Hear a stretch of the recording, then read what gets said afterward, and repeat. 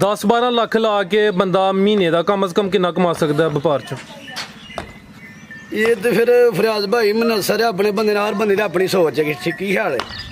ਸੋਚ ਦਾ ਮਤਲਬ ਹੈ ਕਿ ਆਪਣੇ ਜਿੰਨਾ ਪਿੰਡਾਂ 'ਚ ਫਿਰ ਤੁਰ ਗਏ ਜਾਂ ਮੰਡੀਆਂ 'ਚ ਜਾ ਕੇ ਤੇ ਮਾਲ ਮੁੱਲ ਵਪਾਰੀਆਂ ਕੋਲ ਲੱਭਣਾ, ਉਹਦੇ 'ਚ ਰੋਜ਼ੀ ਘੱਟ ਹੋਣੀ ਹੈ। ਜੇ ਪਿੰਡਾਂ 'ਚ ਫਿਰ ਤੁਰ ਕੇ ਸਬਾਬ ਨਾਲ ਰੋਜ਼ੀ ਵੱਲ ਲੱਭੇਗੀ। ਇਹ ਵੇ ਕਿ 10-12 ਲੱਖ ਲਾ ਕੇ ਤੇ ਮੈਨੂੰ ਉਮੀਦ ਹੈ ਕਿ ਮੇਰੇ ਅੱਲਾ ਨੇ ਚਾਹੇ ਰੁਪਈਆ 3-4 ਲੱਖ ਜਿਹੜਾ ਨਾ ਵਪਾਰ ਦੇ ਕੰਮ ਦੇ ਵਿੱਚ ਮੇਰੇ ਅੱਲਾ ਨੇ ਚਾਹੇ 3-4 ਲੱਖ ਰੁਪਇਆ ਕੁਛ ਨਹੀਂ। अस्सलाम वालेकुम जी वालेकुम सलाम जी। फरियाद भाई की हाल? ठीक ठाक हो? अल्लाह पाक दा बड़ा शुक्र है। प्यारे भाई तुसीं सुनाओ, ठीक हो? सब खैरियत है? शुक्र अलहमदुल्ला, दुआवां ने मालक दी। सब तो पहले दोस्तां नूं अपना ते अपने इलाके दा तारफ करवा दिओ। भी जी पिंड मेरा करलोप है, तहसील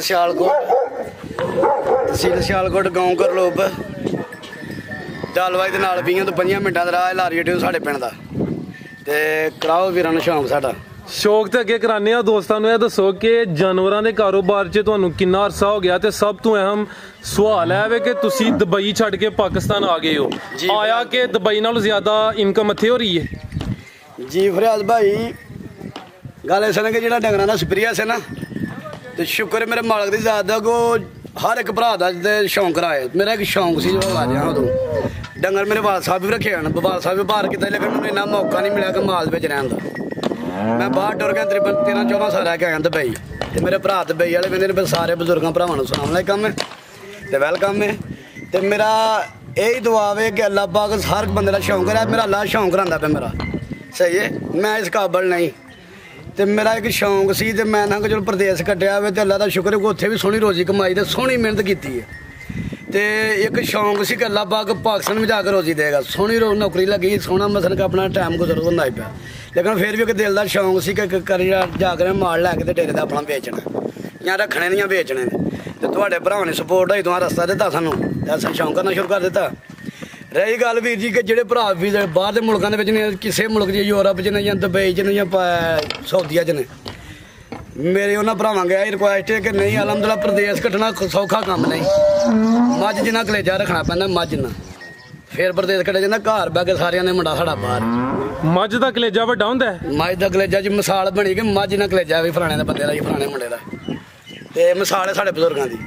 ਤੇ ਪ੍ਰਦੇਸ਼ ਕੱਟਣਾ ਸੌਖਾ ਨਹੀਂ। ਮੈਂ ਇੱਕੋ ਹੀ ਗੱਲ ਜਾਣਾ ਕਿ ਮੇਰੀ ਵੀ ਫੈਮਿਲੀ ਜਾਈ, ਮੇਰੇ ਭਰਾਵਾਂ ਦੀ ਜਾਈ, ਮੇਰੀ ਫੈਮਿਲੀ। ਮੈਂ ਉਹਨਾਂ ਨੂੰ ਵੈਲਕਮ ਕਰਨਾ ਕਿ ਸਾਰੇ ਜੇ ਫੈਮਿਲੀ ਭਰਾਵਾਂ ਦੀ ਜਾਈ, ਮੇਰੀ ਘਰ ਵਾਲੇ ਵੀ ਕਲੋਜ਼ ਰੱਖਣ ਤੇ ਜਿਹੜੇ ਬਾਹਰ ਬੈਠੇ ਨੇ ਭਰਾ ਉਹ ਵੀ ਆਪਣਾ ਮਹੀਨੇ ਕਲੋਜ਼ ਕਰਨ ਆਪਣੇ ਨੂੰ, ਸਹੀ ਨਾ। ਨਹੀਂ ਘਰ ਦੇ ਘਰ ਵਾਲੇ ਠੀਕ ਹੈ, ਬਾਹਰ ਆਏ ਹੋ ਚਾਰ ਪੈਸੇ ਜਿਹੜਾ ਨਾ ਆਪਣੇ ਮੁਲਕ ਆਣ ਕੇ ਕਮਾਈ ਕਰਨ। ਅੱਲਾ ਦਾ ਸ਼ੁਕਰ ਹੈ, ਉਸ ਮਾਲਕ ਦਾ ਲੱਖ ਸ਼ੁਕਰ ਕਿ ਅੱਲਾ ਪਾਕ ਕਿਸੇ ਦਾ ਮੁਤਾਜ ਨਾ ਕਰੇ। ਸੋਹਣੀ ਰੋਜ਼ੀ ਅੱਲਾ ਦਿੰਦਾ ਪਿਆ ਮੈਨੂੰ ਮਾਸ਼ਾਅੱਲਾ। ਉਸ ਤੋਂ ਜ਼ਿਆਦਾ ਬਾਹਰ ਵੀ ਕਮਾਈ ਕੀਤੀ, ਲੇਕਿਨ ਅੱਲਾ ਦਾ ਸ਼ੁਕਰ ਉਸ ਤੋਂ ਜ਼ਿਆਦਾ ਅੱਲਾ ਦਿੰਦਾ ਪਿਆ ਇੱਥੇ। ਤੇ ਫਰਿਆਦ ਭਾਈ ਤੁਹਾਡੀਆਂ ਦੁਆਵਾਂ ਨਾਲ ਸਾਰੇ ਭਰਾਵਾਂ ਨੇ ਇਹੀ ਰਸਾ ਮੈਂ ਦਿਆਂਗਾ ਕਿ ਕੋਈ ਵੀ ਭਰਾ ਆਣ ਕੇ ਛੋਟਾ ਵੀ ਕੰਮ ਕਰ ਲਾ, ਆਪਣੇ ਮੁਲਕ ਕਰੋ ਆਣ ਕੇ।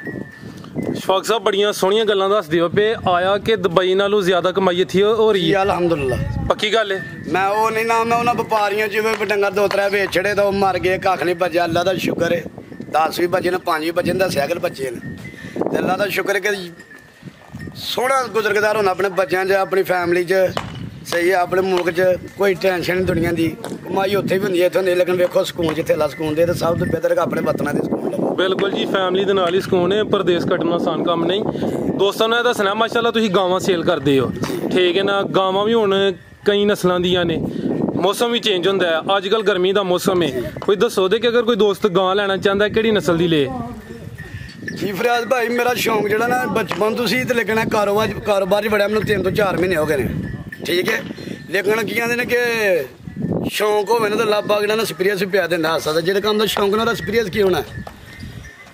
ਜਿਹੜੀ ਗਰਮੀ ਦੀ ਬਰੀਡ ਫਰਿਆਦ ਭਾਈ ਮੈਂ ਤੇ ਕੋਈ ਗੱਲ ਜਾਣਨਾ ਵਾ ਕਿ ਸਾਈਵਾਲ ਚੋਲਸਤਾਨ ਨਾਲ ਕ੍ਰਾਸ ਹੋਵੇ, ਸਹੀ ਹੈ। ਵਲੈਤੀ ਚੋਲਸਤਾਨ ਨਾਲ ਕ੍ਰਾਸ ਹੋਵੇ। ਤੇ ਉਸ ਤੋਂ ਬਾਅਦ ਜਿਹੜੀ ਨਸਲ ਆ ਗਈ ਡੱਚ ਆ ਗਈ ਜਾਂ ਫਰੀਜ਼ਨ ਜਾਂ ਆਸਟ੍ਰੇਲੀਅਨ ਆ ਗਈ, ਇਹ ਤੇ ਜਾਂ ਜਰਸੀ ਵੀ ਗਰਮੀ ਬਰਦਾਸ਼ਤ ਕਰ ਲੈਂਦੀ ਹੈ।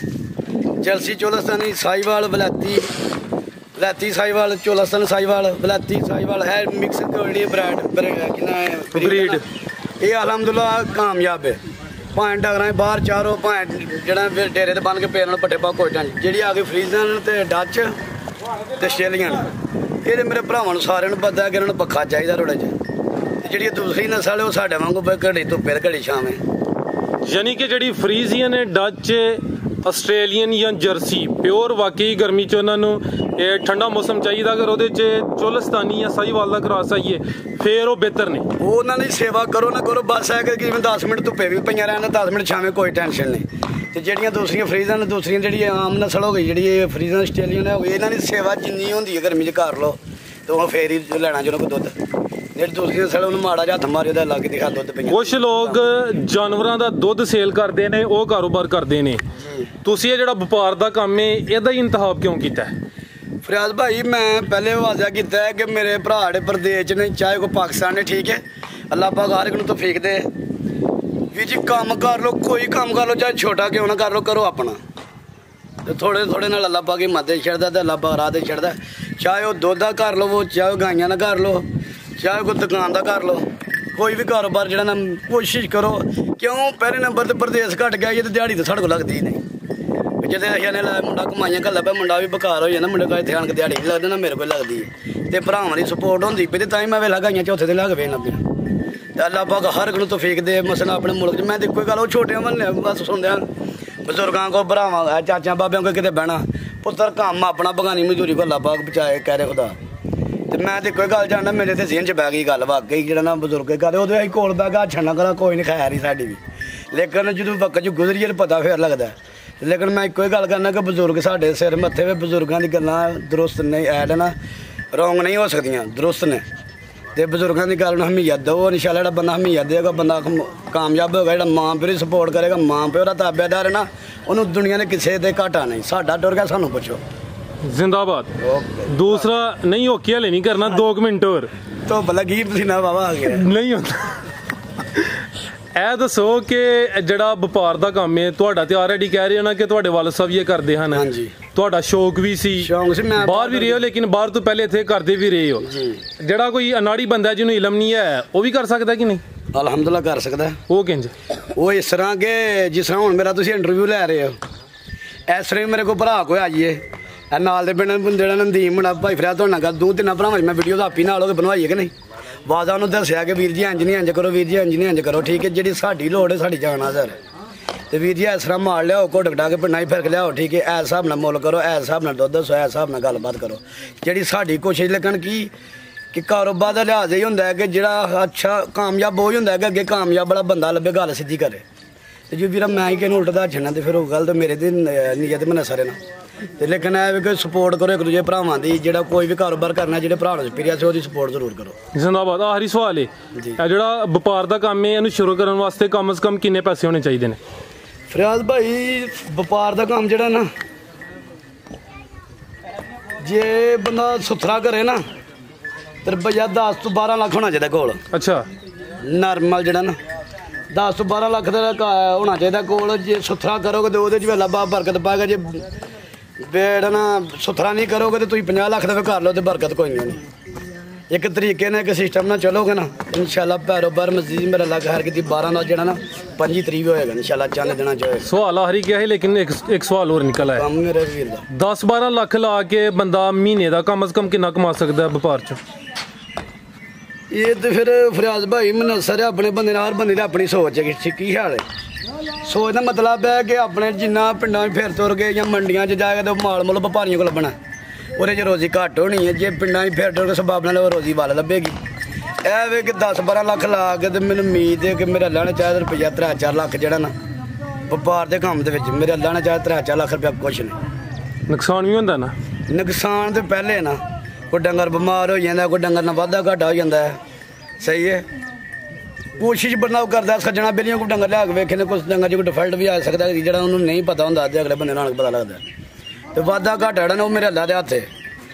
ਦਈ ਗੱਲ ਤੁਹਾਡੀ ਪੁੱਛਣ ਦੀ ਨੁਕਸਾਨ ਦੀ, ਨੁਕਸਾਨ ਦੇ ਕੋਈ ਵੀ ਕਾਰੋਬਾਰ ਕਰਨਾ ਨੇ ਪਹਿਲੇ ਮੱਥੇ ਰੱਖੋਗੇ ਇਹਦੇ ਵਿੱਚ ਕੋਈ ਵੇਖੋ ਨੁਕਸਾਨ ਵੀ ਏਡਾ ਕੋਈ ਨਹੀਂ ਹੁੰਦਾ। ਜੇ ਬੰਦਾ ਅੱਛੀ ਨੀਅਤ ਨਾਲ ਤੁਰੇ ਨਾ, ਅੱਛੀ ਨੀਅਤ ਦਾ ਮਤਲਬ ਇਹ ਵੇ ਕਿ ਅਗਰ ਮੈਨੂੰ ਹੁਣ ਅੱਲਾ ਨੇ 5-6 ਗਾਈਆਂ ਨੂੰ ਮੁਨਾਫਾ ਦਿੱਤਾ, 10,000 ਰੁਪਇਆ ਦੇ ਰਿਹਾ, ਠੀਕ ਹੈ।